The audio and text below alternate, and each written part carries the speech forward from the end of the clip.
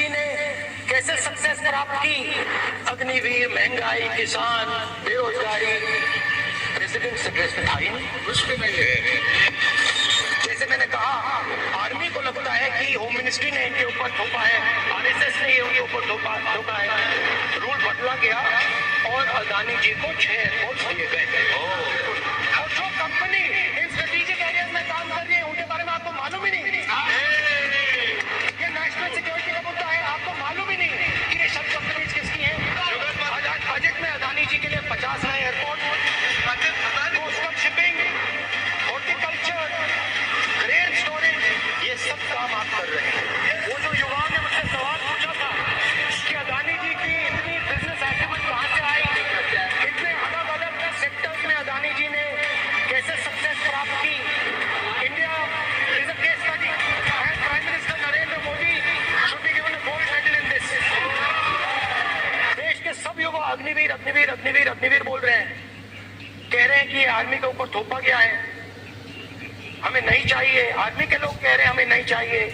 जैसे मैंने कहा, आर्मी को लगता है कि होम मिनिस्ट्री ने इनके ऊपर थोपा है, आरएसएस ने ये उनके ऊपर थोपा है।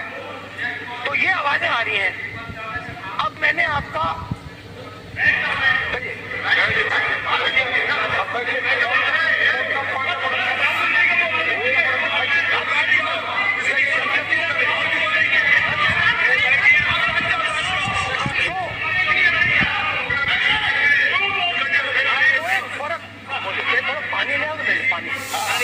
तो मुझे एक फर्क दिखा।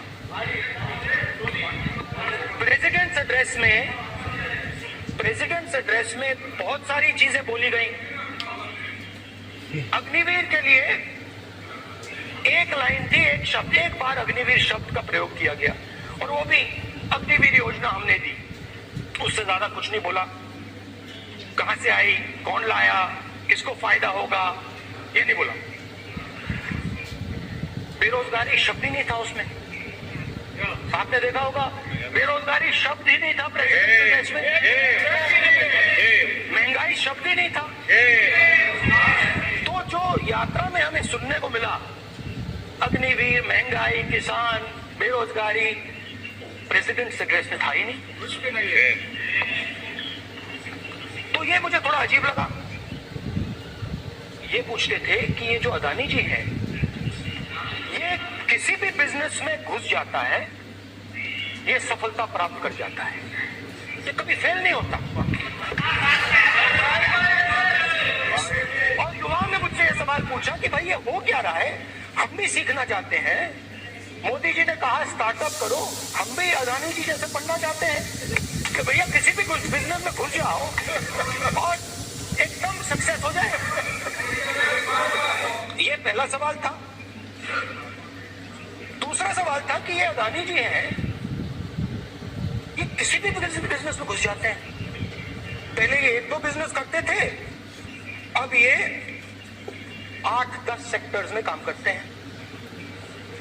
Airports, data centres, cement, solar energy, wind energy, aerospace and defence, consumer finance, renewables, media.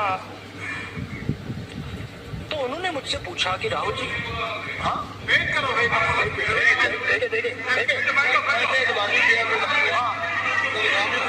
धन्यवाद। पोर्ट्स की बात भी थी।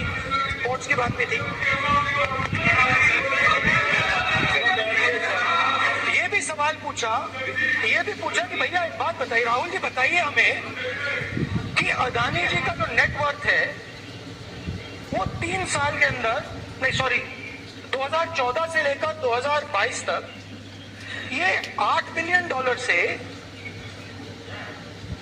It's not a joke, he was loyal to the prime minister. And what did he do? कुछ साल पहले सरकार ने हिंदुस्तान के एयरपोर्ट्स को डेवलप करने के लिए दिया।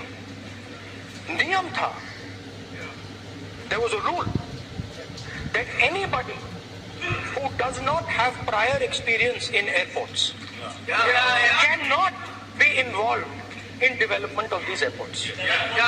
नहीं, गलत नहीं बोल रहा हूँ।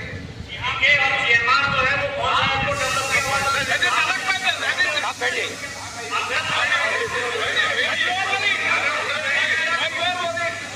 अडानी के डिफेंस में आ गए सर। रूल था कि अगर कोई एयरपोर्ट बिजनेस में नहीं था तो वो इन एयरपोर्ट्स को ले नहीं सकता था। इस रूल को हिंदुस्तान की सरकार ने बदला। किसी ने भी बनाया हो रूल था, किसी ने भी बनाया हो रूल था।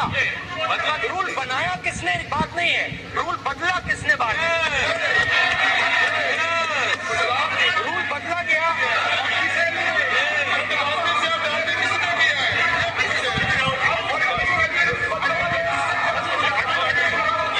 रूल बदला गया।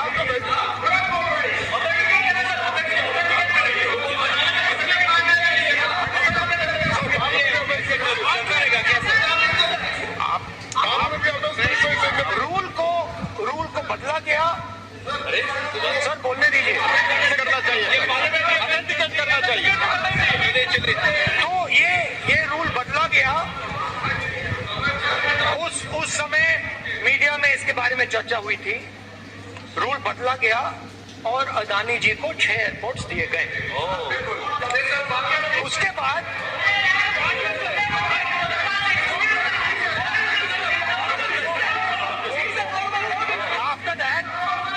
after that India's most strategic profitable airport, Mumbai airport, was taken away by GVK, hijacked by using the agencies. The agencies को CBI, ED का प्रयोग कर GVK पर दबाव डालकर हिंदुस्तान की सरकार ने उस एयरपोर्ट को अदानी जी के हाथों में कर दिया। रिजल्ट क्या आया? रिजल्ट आया कि एयरपोर्ट्स में आज अदानी जी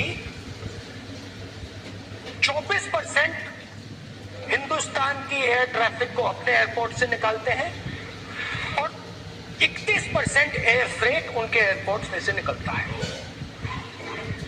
अब ये काम हिंदुस्तान की सरकार और हिंदुस्तान के प्रधानमंत्री जी ने फैसिलिटेट किया। अब आपने जो पिछले स्पीकर थे उन्होंने फॉरेन पॉलिसी की बात की, हम भी फॉरेन पॉलिसी की बात करते हैं। ना मिला तो वापसी फिर क्या करोगे? वापसी घर चले जाते हैं, भूख सोते और क्या होगा। रिलायंस में 120 रुपए किलो टमाटर और हमको पड़ रहा है 160 रुपए किलो टमाटर। वो डायरेक्ट किसान से खरीदते हैं। यहाँ पर क्या होता है कि पब्लिक के पास ये आइटम 5 बार में जाता है। अगर डायरेक्ट किसान से ले तो इतनी महंगाई होगी नहीं, तो किसान का माल तो कोई और उठा लेता है। बड़ी कंपनी है वो उठा लेते हैं। हमको कहाँ मिलेगा गरीब लोग। आपके टाइम पर कोई सौदा अगर महंगा भी होता ना तो उससे पहले आपकी सरकार है ना थोड़ा सस्ता करने के लिए हमें सामान देती। अगर 300 कमा रहे हैं ना हम तो 200 खर्च कर देते हैं तो 100 फ्री व्यवस्था था। अगर आज हम 500 कमा रहे हैं ना तो 600 खर्च हो जाता है। सब पहले बड़ा भी खर्चा करते थे, हर सब कुछ लाते थे। अब आपको क्या हो गया? मैंने